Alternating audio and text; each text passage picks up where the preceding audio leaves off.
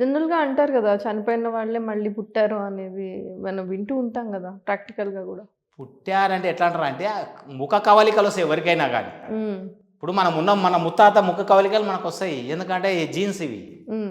ఓరికెళ్ళి ఓరికి jeans transfer అయితాయి. హ్మ్. అట్లా ఆయనలాగా ఉంటాడు.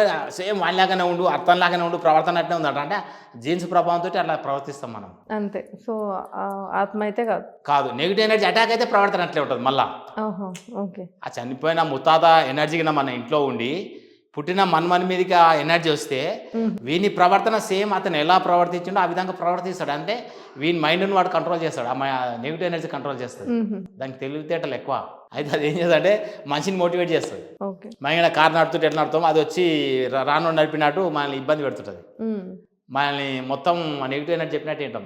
నేనైనా సరే. నన్ను కూడా రోజు ఇబ్బందే పెడతాయి. ఓకే. ఎందుకంటే నేను రోజు చేసేదే వాడితో సాహసం కాబట్టి, నాకు రోజు వాడితోటి ఇక ఫ్రెండ్‌షిప్ లాగా అయిపోయింది.